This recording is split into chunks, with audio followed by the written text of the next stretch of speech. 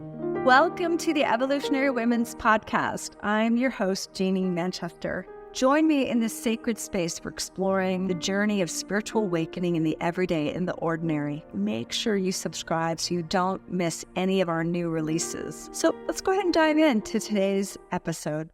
Hey everyone. I bet you are curious about how to reclaim the sacred in this time of the year, this time that is so overly commercialized and where the soul of our connections to the sacred are most meaningful and most available to us in many ways. And yet, we get caught up, don't we, in the over commercialized aspects of the holidays. And so this conversation with Lara is really about how to hold the sacred as we move into the darkest time of the year, and then we move back towards the light, and how to find this inner whisper of the divine and literally map out the year to come. This is an ancient practice that I learned back in the days when my kids were in Waldorf school. It's an ancient pagan ritual of reclaiming the holy nights as a mapping of the year to come.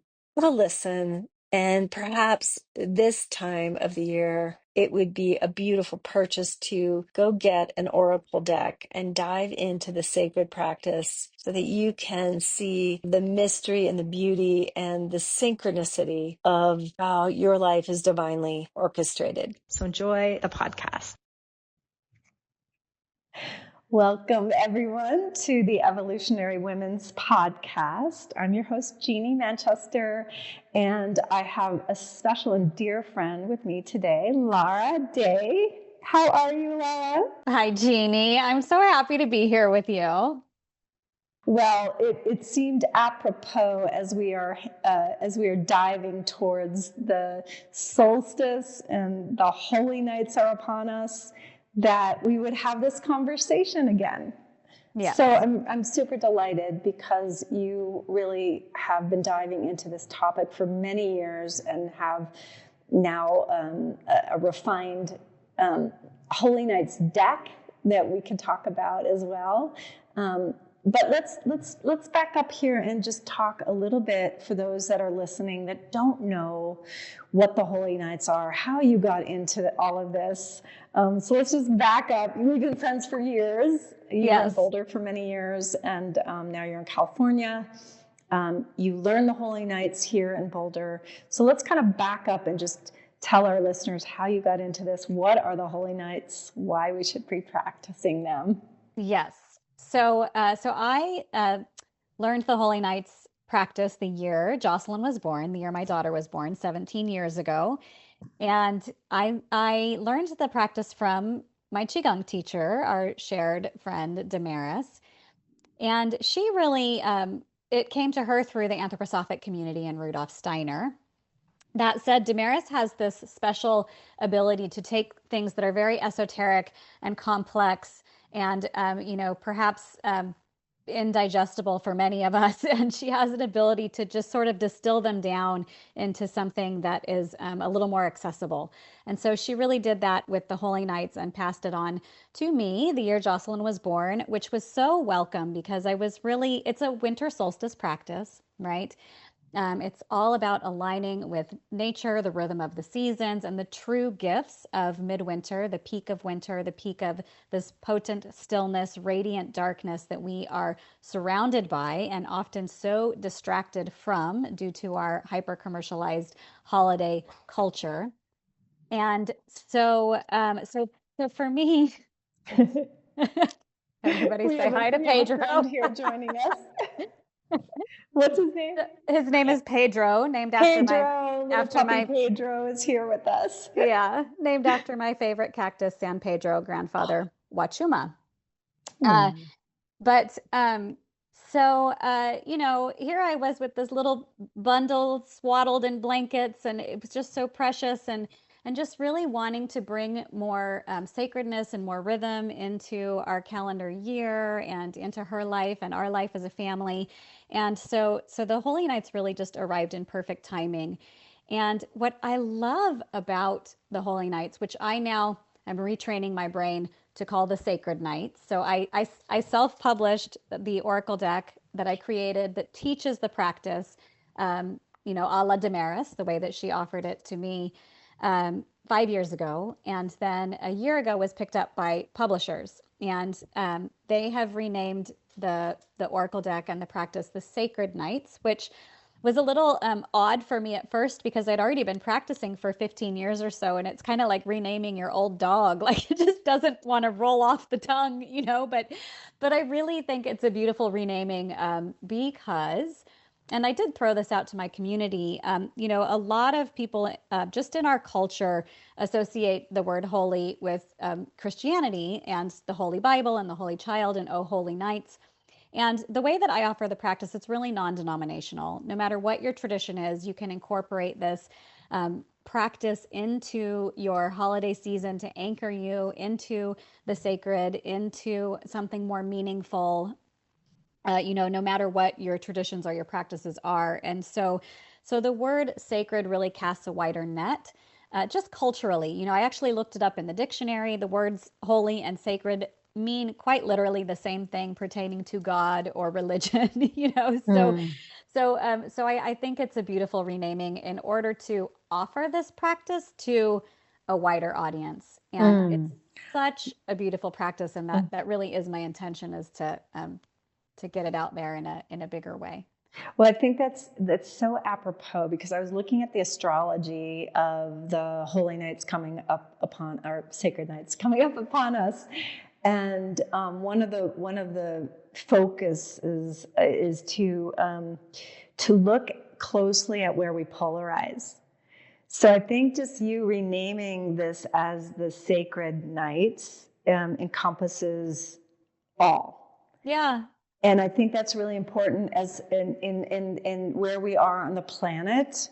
Of course, as a deep meditator, that's important to me, because if we need to pull more of that unity forward through life and stop looking at this and that, or your religion, my religion, that this needs to be more unified. So this is a really beautiful, what should we say, like progression in how you are now presenting these sacred nights. Yeah. So, Yeah. Less polarization, 100%. It's what we need. Beautiful. Yeah. So again, you learned this primarily through Damaris 17 years ago when Jocelyn was born. I love that marker. Yeah. And you've been practicing for all these years, the sacred nights. And so maybe tell us a little bit about what struck you. Why did this practice kind of hit you? So, I mean, I think you've touched on some. One was a meaningful practice you could bring into your family setting at this time of the year, rather than, focusing on the outer pull of shopping and commercialization. And, you could say, even a lot of like pulling out towards parties and things, which can be lovely. The real deep understanding of, like, looking at my tree right now outside the window, it's like there's not one leaf left on that tree. So everything is calling us inward. So maybe tell us a little bit more about, what struck you about this practice, and then, how you came to be, you are an expert now in this field. And really, when I look around, there are, of course, in the Waldorf tradition, there are people guiding these sacred holy nights, and yet not, in a broad way. So I see this as important for the whole, what you're bringing to the whole. So take us back to, like, what was it like those first times of the practice? You might describe the practice as well, because I'm sure we have listeners that are like, what are they talking about? What are they talking about? Yeah. So like you mentioned, the practice is about tuning into what nature's doing, right? And aligning with these rhythms of nature, the cycles of the cosmos, our place within the greater picture. And it's a practice that, like I said, it came from Damaris and Rudolf Steiner, but he didn't really give us like game board instructions on how to specifically practice these holy nights. He really talked primarily about the greater themes of what's happening during this season of darkness. And that, just as the trees have shed their leaves, as you mentioned, the animals are slowing down or hibernating in darkness. Plants and grasses have often retreated back into the earth, and even the seeds have descended deep into the soil and are gathering nourishment for the coming cycle. And as above, so below, as without, so within, we have that same pull internally, to draw inward. Everything is sort of conserving energy, drawing inward. And then again, in our modern culture, we're at our most frantic. We're shopping compulsively. We're overindulging in sugar and alcohol, which is taxing the body as opposed to conserving energy. Our calendars are jam-packed. It's the busiest time of year for most folks. We're flooding our lawns with LED lighting, false light, and just this complete distraction and refusal to draw inward, to go into the quiet, into the potent stillness, into the radiant darkness, which is the void. It's the 0 point of the year. It's this place of infinite possibility where we are dreaming the new cycle forward, right? And so again, just as the sun is beginning to be reborn on the horizon, right? We have all these traditions from all the sun worshiping cultures, pre-Christianity, pre the Roman Catholic Church. The winter solstice has been celebrated, honored, marked for eons, as far back as we can peer into human history. We have, all of these ancient solstice sites that were clearly built with care and precision to capture that first light of the winter solstice sun. And the word solstice literally means sun stands still. So sol meaning sun, and sistere, to stand still. And so after that longest, darkest night of the year, on or around December 21st in the Northern Hemisphere, it's June 21st in the Southern Hemisphere, the sun appears to pause on the horizon for 3 days. And then 3 days later, and you can hear some of the myth and mythology of, some of our modern traditions within this, echoed within this. But on that third day, the sun is reborn, it's resurrected, it slowly begins to move southward again on the horizon and incrementally increase the light. So with the Sacred Nights practice or the Holy Nights practice, it's as if I think of it as capturing that first light. It's like we're capturing the tip of the fractal. That is then going to continue to unfold in ways that we can't begin to imagine, in the most beautiful ways throughout the coming cycle of seasons, winter, spring, summer, fall. We always start in the darkness. We're in the womb of winter, just like with the lunar cycle, we start with the new moon, the darkness. Even the practice itself, the sacred nights themselves are from sundown to sundown. So again, darkness to darkness, as opposed to thinking that we start our 24-hour cycle with the light of sunrise. In this practice, the new cycle, the new sacred night, the new day, the new 24-hour period begins at sundown. So it's really about taking advantage of, aligning with the true gifts of the season of darkness, which again, the true gift is the infinite. It's this place of infinite possibility where we get to nurture the inner spark that will be reborn externally on the horizon and also internally in the human heart and soul. And so can we pause for a moment? Yes. Just because, of course, I always think of this like yogically and meditation-wise, because I've been doing some deep dive into the dark hole that's inside of us, right? It was called in the tantric tradition the turiya and beyond, these states of melting and melting and melting and melting, melting into that darkness, into the void, into the womb.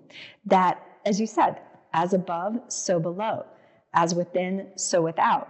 So as we're diving into this darkest time of the year, and then into these sacred nights, diving deep inside of you is really what we're doing, right? We're going into, we call it the melting process, as you know, with a mantra, you're melting into a place of the void. And that void is exactly like in the universe, where in that dark space that we thought was like the end of the universe a while ago, right? We know that that's where the spark comes from. That's where the spark of your sequences come from. So we're talking about these sequences that are being born in this dark void. So I just wanted to just say that, because I've been really diving into this lately and being completely mesmerized by the dark space within us that holds the seeds of our potential. Yes. And so meditation, as we learn to unlearn, really to surrender into the darkest space within, will burgeon forth that wisdom that is spontaneous. That is, and what I see is what you've been doing is offering the Sacred Nights Oracle as a way to facilitate that inner spark. Mm-hmm. So do you want to comment on that? Yes. Yeah. I think, that's why I call it the radiant darkness, right? It's that, who was the physicist that Feynman, I think, who said, within a cubic meter of space, there is enough energy to boil all the oceans all over the planet. It's there, or if you've ever suddenly had the lights go off and you're just suddenly thrust into the pitch black, and there's these strange filaments of color in the pitch black, there is no emptiness, right? There is no true void. It's filled with the true light. It's filled with pure potential. Yes. And that's what you're melting into in your practice over and over and over again. It's so beautiful. And that is the gift of winter. So yes, it's always available.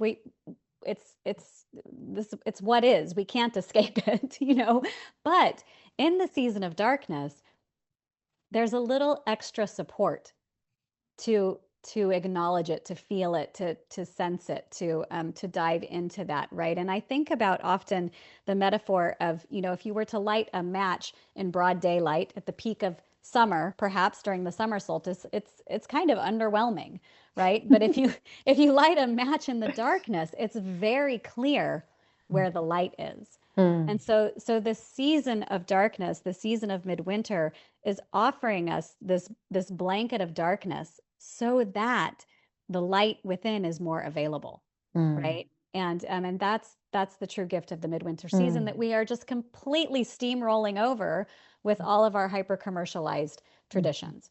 And that said, and I do want to offer a little bit of the nuts and bolts of the practice for listeners that aren't familiar, but you don't have to throw away your current traditions. This isn't an either or situation.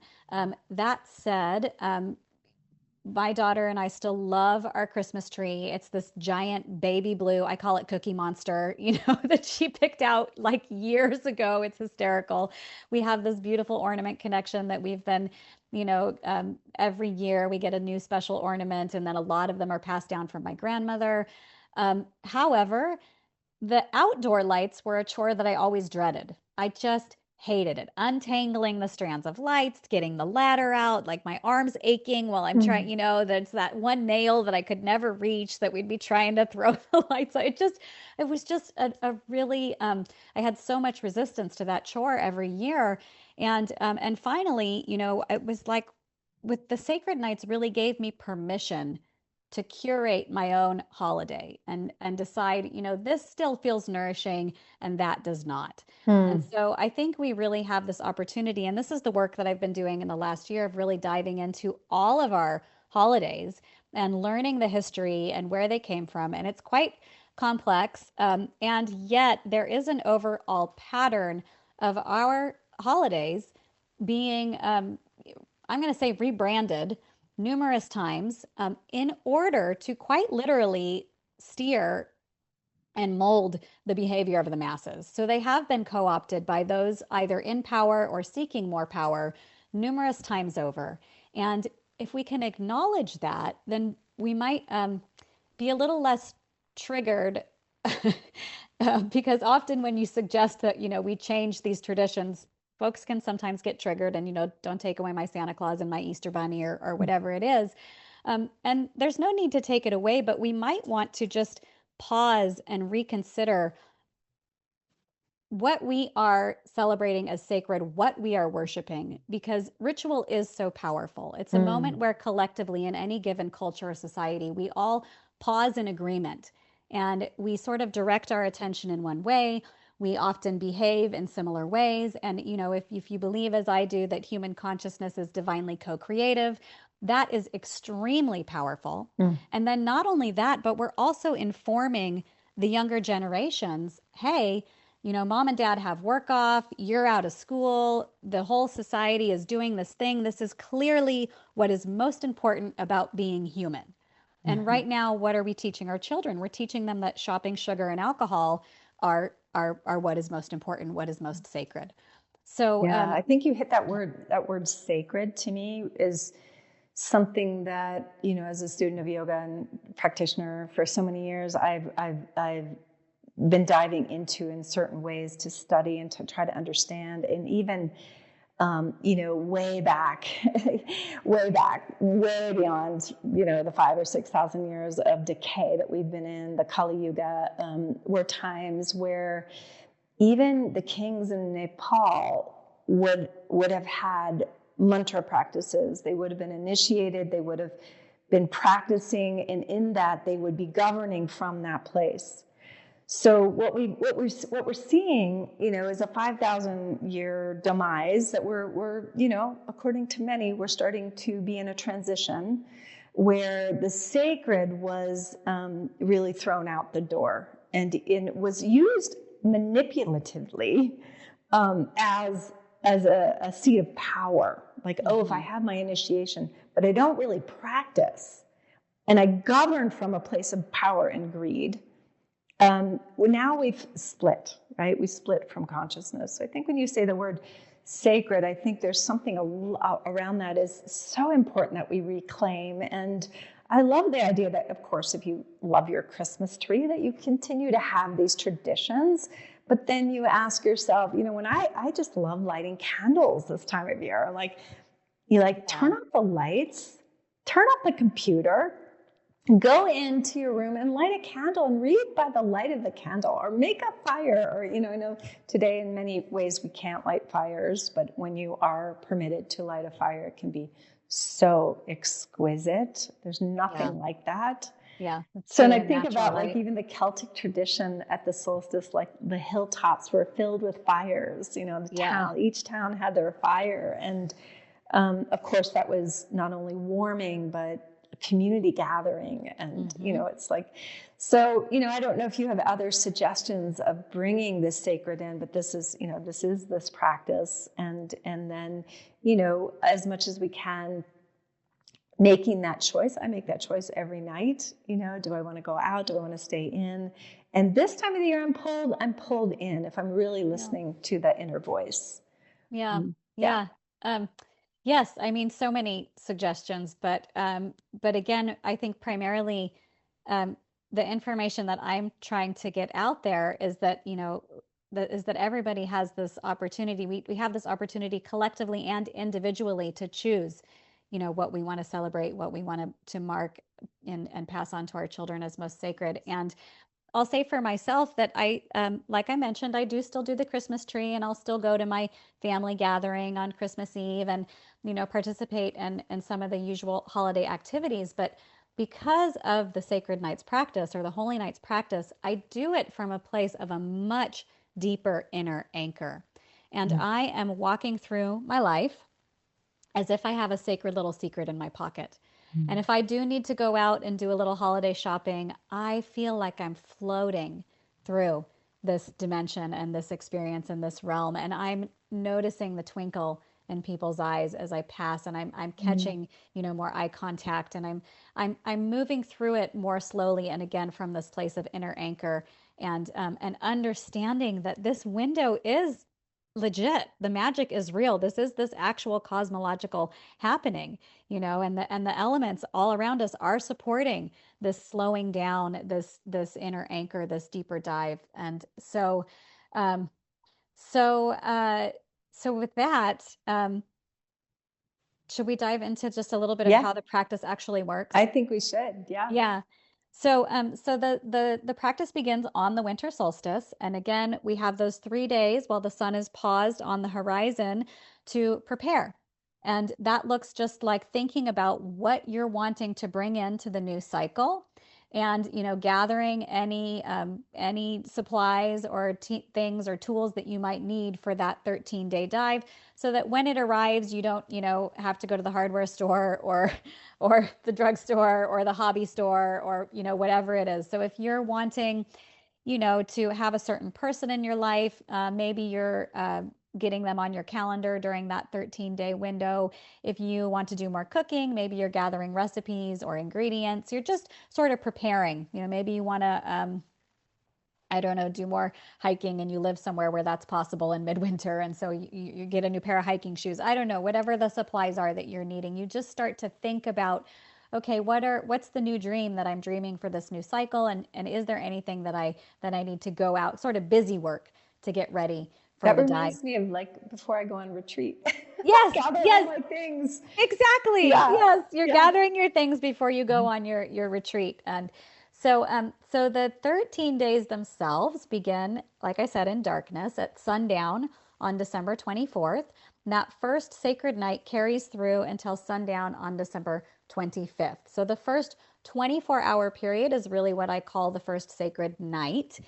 And that 24-hour window is a foreshadowing of the entire cycle of seasons to come. It's a little sneak peek. Like I said, it's the tip of the fractal that we're capturing. And so everything that you notice, intuit, download, do, experience during that 24-hour window, again, is like this blueprint for the coming cycle. So you're journaling everything that happens. You're drawing oracle cards. That first night, from my oracle deck, it's divided into animal, herbs, and crystals, and I have us drawing one animal card, one herb card, and one crystal card as our overarching guides or themes for the entire cycle to come. And then each of the following 24-hour nights, periods, are a further insight or dive into the coming 12 calendar months. So 13 in total. And this was, I believe, Damaris's offering, where in the Waldorf tradition and in anthroposophy, they call them the 12 holy nights. Mm-hmm. And Damaris said, well, just count them. There's 13, and so she offered this container where that first night is a reflection of the entire cycle, and the following 12, the 12 calendar months. Now, a practice like this in ancient times may have been done with the lunar year, of which there are 13 lunar cycles and therefore 13 female fertility cycles. The number 13 was originally a number that represented the divine feminine, the goddess, very sacred number. And then, of course, enter the Roman Catholic Church and their campaign to destroy and disappear everything goddess related. And suddenly, we have the Empire State Building with no 13th floor, and cruise ships with no 13th room, and entire cities with no 13th Avenue, and Friday the 13th. And that number became associated intentionally with bad luck and bad omens and, evil even. And so that number 13 is the maintaining of that divine feminine imprint. And yet, again, what Damaris is so brilliant at is having the ingenuity to sort of recreate ancient esoteric wisdom so that it can just come along quite nicely and easily into our modern lives. So this practice, the way that I offer it, is a modern take on these ancient cultures and these ancient traditions that were, living into the cycles and the cosmos and nature. Well, I think, just to pause there, I think that's important, especially to the listeners that are coming to this podcast, many of my students too, that, we are undertaking lots of study in the sacred feminine and understanding women's role and how that was usurped. Although we know that the feminine is really, really about the sacred embodiment of our divinity, and all beings are included, all genders are included. However, I do look at that sacred symbol of 13 as connected to women, to our connection to the moon, to our connection to our cycles, to the tides. and how that was also usurped. So, I do think we're in a time on the planet that this kind of practice is so important because we are reclaiming that as a human species, that we are not just physical, that we are divine beings walking about the planet. And that realization is something that the sacred nights offer us, that insight, that wisdom is there for us if we get quiet enough to hear. Yeah. So I just wanted to mention that because I think, one, women have a role that is being, reclaimed slowly but surely. There's a lot of forces still that want to oppress that, but we are a force to be reckoned with. Women are a force to be reckoned with, and we know that intuitively. And then, of course, this practice is for all beings, all genders. That is what's being asked of us to understand, that witness consciousness, divine masculine consciousness, Christ consciousness, whatever you want to call it. The witness consciousness is what I like to say. That ability to self-reflect is not separate from this vehicle. So I think that just you mentioning that kind of sparked me to just say these few things, because I think that's important in the process of reclaiming these sacred nights. It's so important. Yeah. And one of the things that I come back to over and over again, one of my sort of core underlying beliefs, is that the more we align with nature, and that intelligence, that design, right, that mathematical perfection, that's the spontaneous perfection of nature, the more we align with our own highest human potential. And it's really like osmosis, right? If the more we align, and it can be in little ways, it doesn't have to be, overwhelming. It can be just step outside at night and take a look at the stars and the moon and notice the phase of the moon, without checking your phone, like don't check the weather on your phone, just go outside, stand barefoot on the earth in your yard, eat seasonally as best as you can, get to some kind of body of water on a regular basis, whether it's the ocean or a stream or a river or a lake. It really is. I think sometimes it's the things that are so simple that we sort of write off or skip over, but just connecting with nature is so powerful, because that divine imprint, that higher frequency is there. And it just sort of shimmies our inner alignment into place in a way where that divinity is more accessible to us. Well, as we've been speaking about, as within, so without. So if we think of nature as separate, we feel separate. Yeah, we feel separate, and that leads to, oh my gosh, so many problems, right? The problems of our world today, of living in a feeling of separation, really is living in a sense of not being worthy. And then we cast out our separation on someone else. We project it. Yes. So, yeah. I love that I do love the moon. I've loved the moon since I was a child. I just love being under the moon at night. We know how potent that is. In Ayurveda, it's so good to look at the moon, look at the morning light, look at the evening light, just really good for the light, that soft light, that reflective light to be seen. It's good for our body mind. It helps us sleep, actually. It's a lot of soma in the moon. So I love that. That's an easy thing for us to all do, is just be in nature, right? Take a walk, be under the stars. I did, though, when you said, this feeling of being separate from, right? It just sparked in me this memory of something that I read in, I love near-death experience books and stories and podcasts and all the things. And there was one story that I read of a woman who, she had a near-death experience, and then shortly thereafter, she found herself walking in New York City, like among throngs of people and all the city chaos. And she was a person who, after her experience, she felt that she really needed to get into nature to realign and to settle her nervous system and all the things. After her experience, she became much more sensitive and really had to connect with nature more often. And yet, in this particular moment, she found herself in New York City. walking among, just, I don't know, hundreds or thousands of people. And she suddenly had this realization that the humans all around her were nature, and that they were just like the trees and the forest that she usually, sought out in order to ground herself and to feel more regulated. And all of a sudden, she could regulate herself in that city simply by perceiving all the humans around her as nature. And I just thought that was so beautiful. I just loved that. So I think of that that makes often. sense. That makes sense as a meditator, because the only perception that's making us feel separate is that we haven't opened up the vessel. We haven't opened up the central channel enough to allow that unity to flow through us.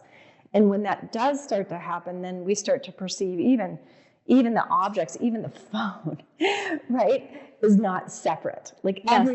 everything is made of consciousness. Everything is God. Yeah. Yeah. So, but we just don't perceive that because we Right. we come in as separate, actually. Yes.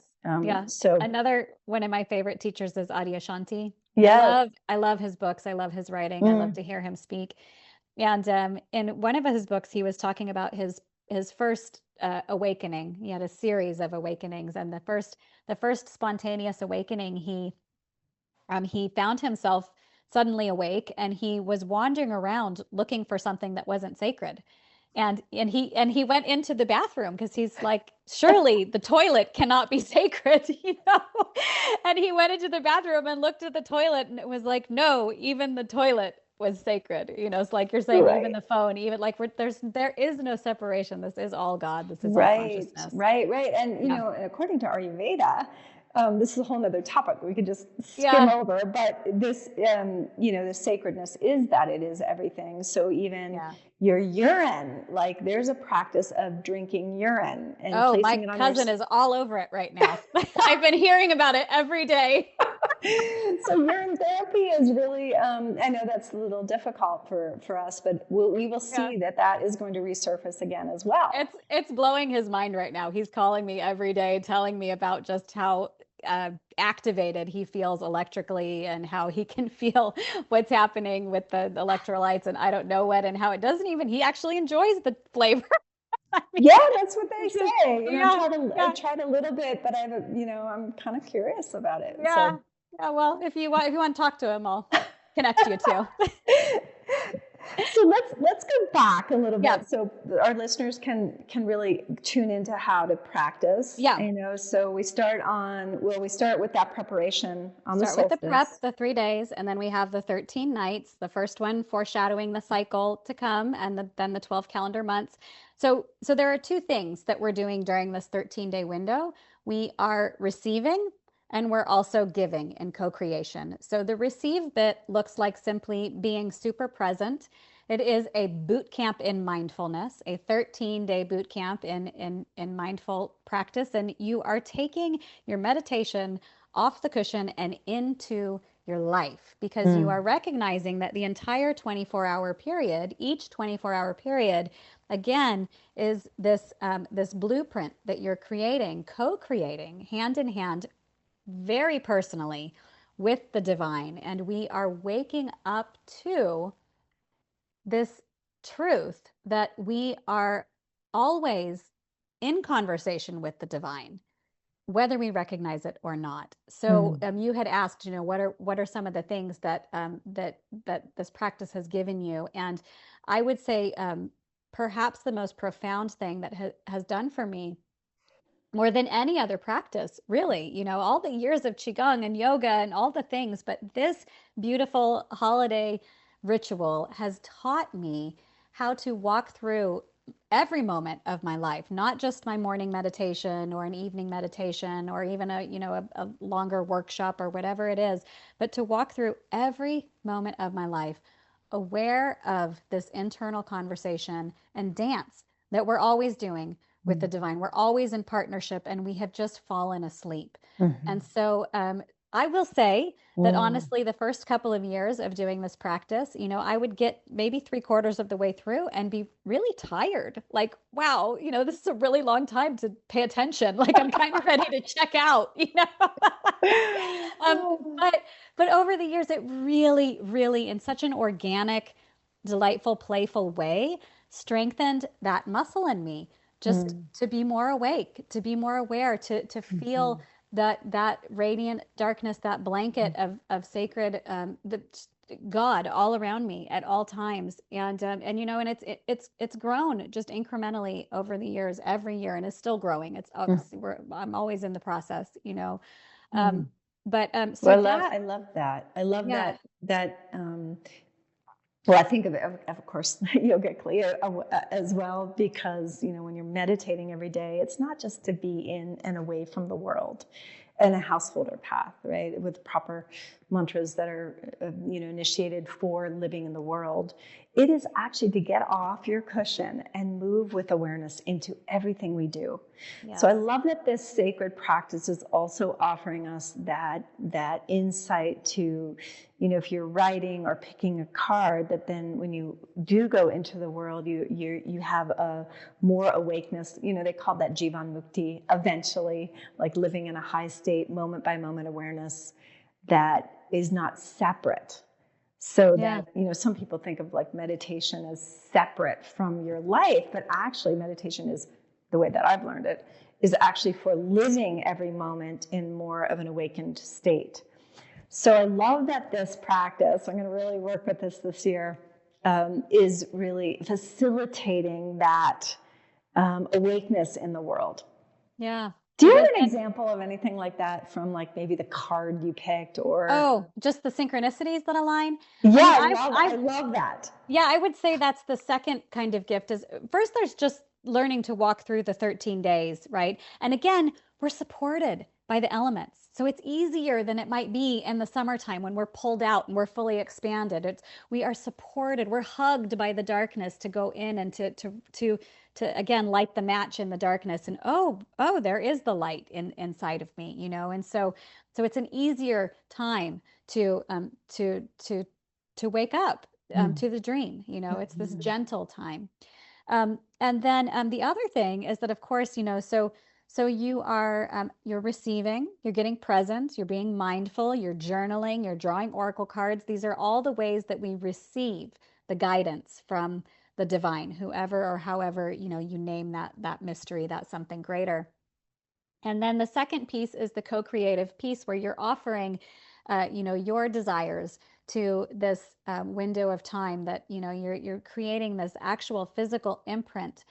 So again, if you're wanting to cook more, you make sure you do it during the 13 nights. If you want a certain person in your life, you make sure you reach out to them or have a coffee date or at least a phone call or a text exchange. If you want to meditate more, make sure you do it during those 13 nights. And so that's the co-creative bit. That's our offering that we are, we're creating this magical roadmap, hand in hand with the divine. And it is so profound. So you're writing it all down, day after day, you're journaling, and it is so wild, just laugh out loud, uncanny. I Hmm. have found myself so many times with goosebumps looking up at the sky going, are you kidding me?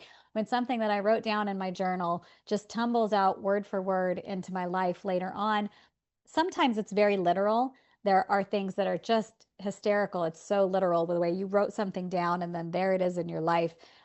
Other times it's much more metaphorical. So, we have to be careful. I say don't strangle the mystery during those 13 nights. Don't be so sure that if something happens, you know exactly what it means and how it's going to, foreshadow what's going to unfold later on in the year. We really just don't know. It's important to remember that Hmm. everything that is offered during this window is always meant to be helpful. Hmm. Always. We're never cursing ourselves. We're never, there is, it's just, it's always meant to be guidance and meant to be helpful. So, often I'll have people write in telling me that some awful thing has happened during the 13 nights. And what does this mean for my coming year? And we just don't know. Hmm. We just don't know. I had one friend who ended up in the ER, during the sacred nights and was going, what does this mean for the coming cycle? And, we talked it through, and it was a friend who tends to be very independent and a very almost stubborn kind of a way. And he recognized that everybody in the ER was incredibly helpful, and that he had just really been held and supported. And he was somebody who's not fond of, Western medicine. So it was a little spooky for him being in there. And he just really had wonderful people taking care of him. And it was a positive experience. And so it was, for him, it was a reminder for the coming cycle to let people in, to allow people to support him. Oh, I love that. Yeah. That's so beautiful. So yeah, these little messages come in different ways. And I think, like, in the tantric tradition, we always say every crimp or every contraction is there to birth you into something. Yes. So, I think this is an important point, that, we may be getting messages that we didn't anticipate. And then can we be open to how it's coming, right? Yeah.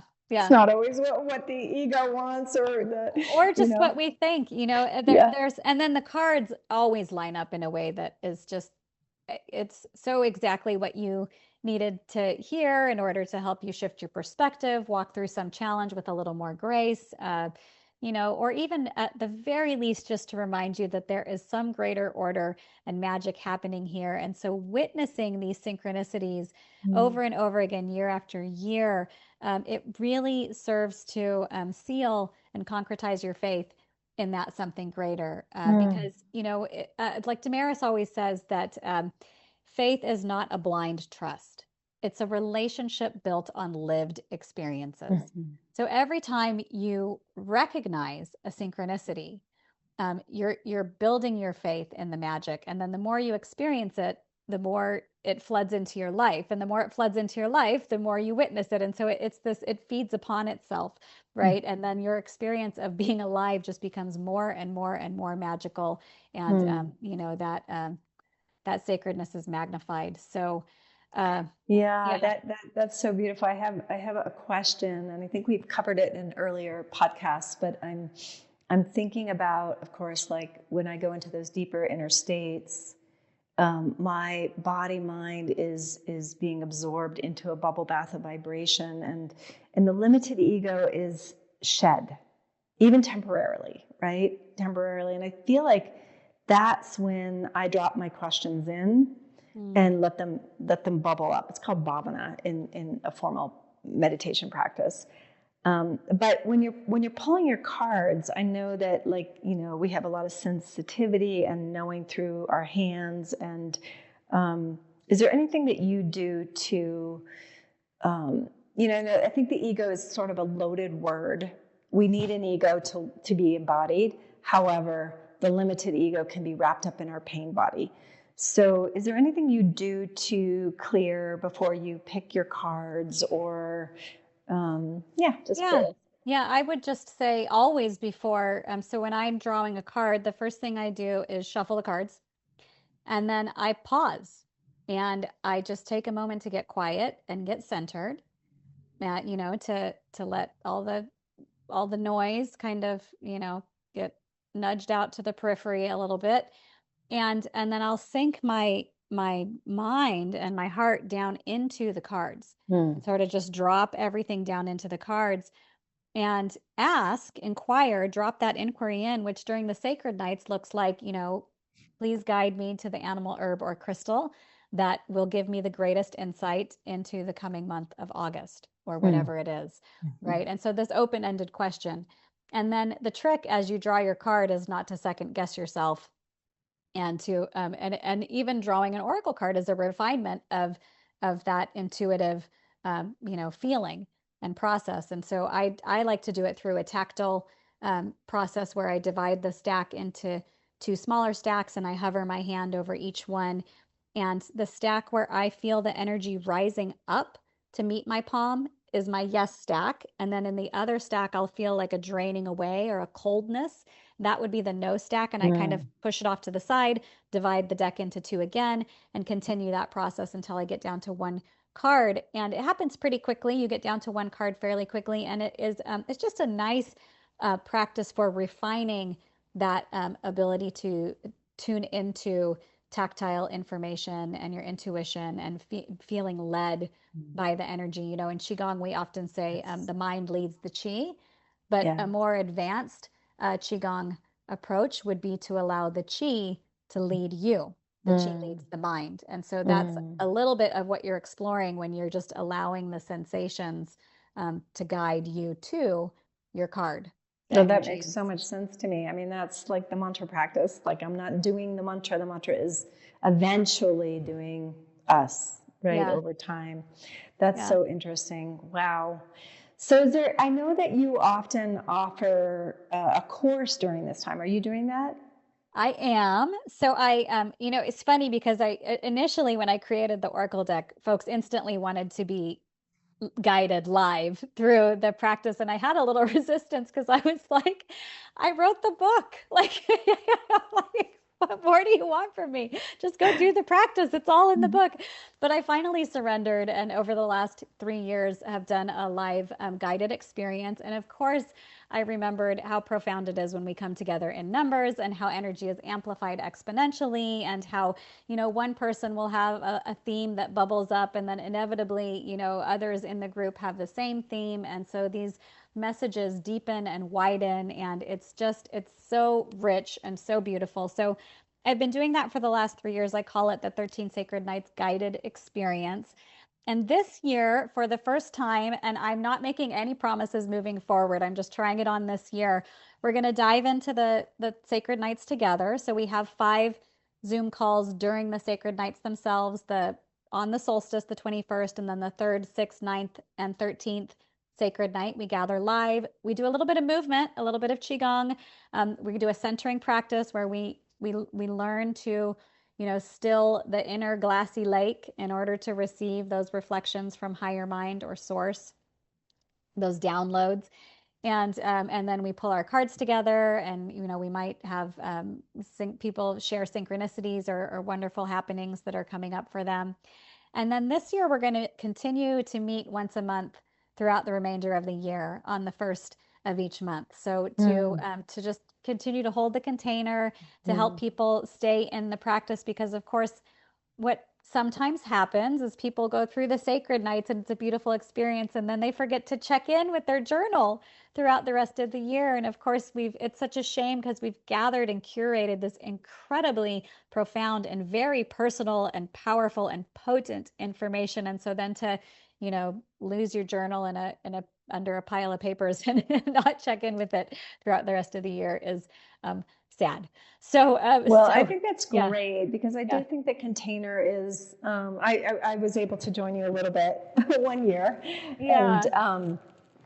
and I can see where, as a teacher, of course, where I hold a lot of containers, I feel like it's really important to actually hold people a lot in their meditation practice because of that, right? It's so easy to kind of jump ship or move to another thing, but when they're Yeah. held, they're really seeing the progress. Yes. So I get that because I've had many years where I have done the sacred holy nights and then kind of let all the writings and everything kind of disappear. And then like in May, I'm like, oh yeah, I should look at my sacred journal, you Yeah. know?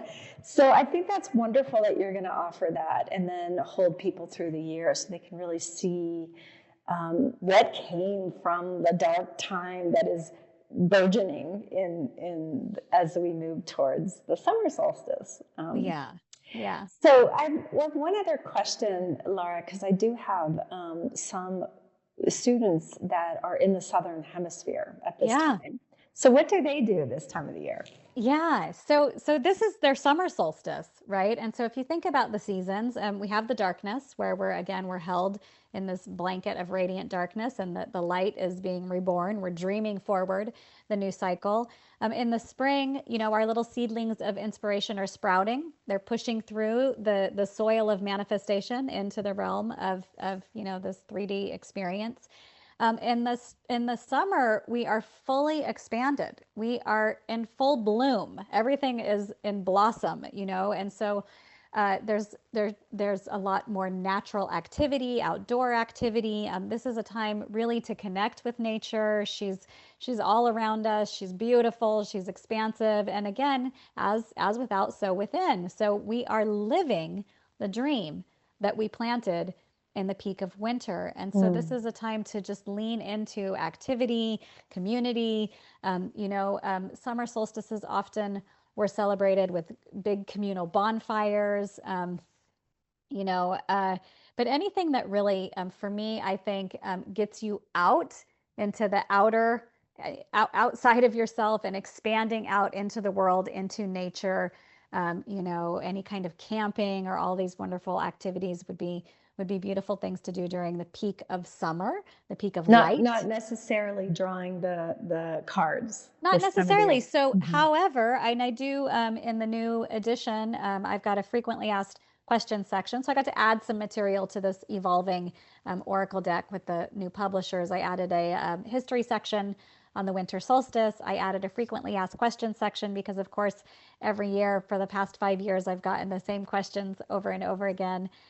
So you would do the Sacred Nights practice in June in the Southern Hemisphere, and their winter solstice begins on the 21st, on or around the 21st. They would have 3 days of pause, just like we do. And then the first sacred night would begin on June 24th and carry through until sundown, June 25th. That would be a reflection of July through June. So July is like their January and June is like their December. So it's a little bit, you got to kind of wrap your head around what is my cycle of seasons. This practice is not done in alignment with the arbitrary modern calendar.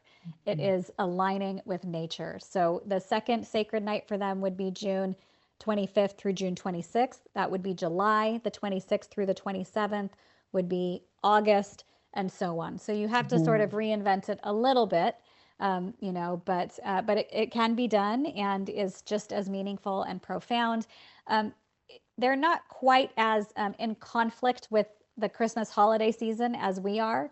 All of that, the external energy would be much more appropriate in the Southern Hemisphere. So perfect. Yeah, that's so great.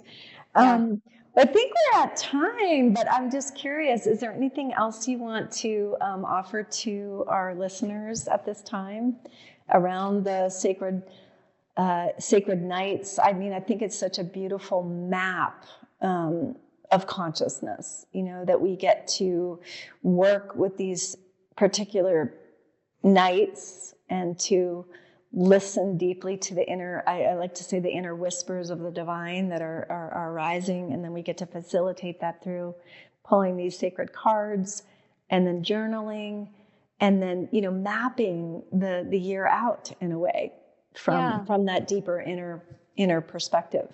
I think I just would encourage folks to make it their own, and to the degree that you want to dive in deeply and crawl into a cave in the 13 sacred nights, go for it. If you have more going on and it's initially a bit more of a playful surface practice for you, that's perfectly fine. If you have children, it can be something that is just sort of there during your holiday season. It could grow on them organically. You don't have to force anything on any family member. The kids love to draw the cards. It's fun and magical. It's a way of introducing them to their own intuition, their own intuitive process, introducing them to synchronicity. But maybe initially, the card readings are quite in depth and quite mature. And so maybe they're just looking at the fun images, or maybe you're pulling out a theme for them that they can digest. You're not necessarily reading them the whole script.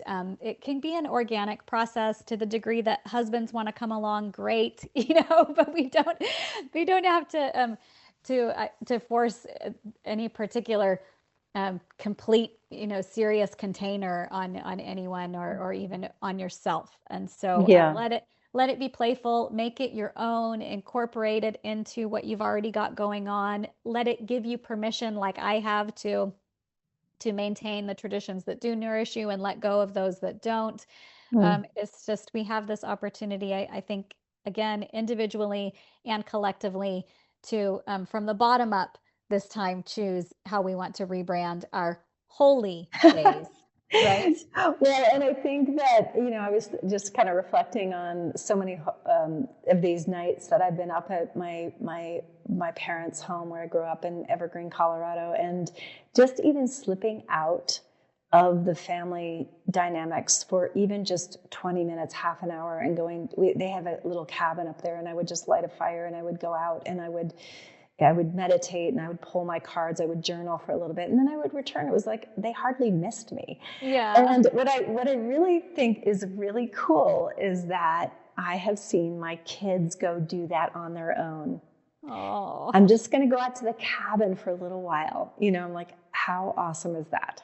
Yeah. So, whether they were pulling cards or not, I don't know. It doesn't matter. But, I think of Jocelyn, your daughter, who has grown up in this environment, who really treasures the practice. And so we can really influence our families and children to whatever degree they want to participate.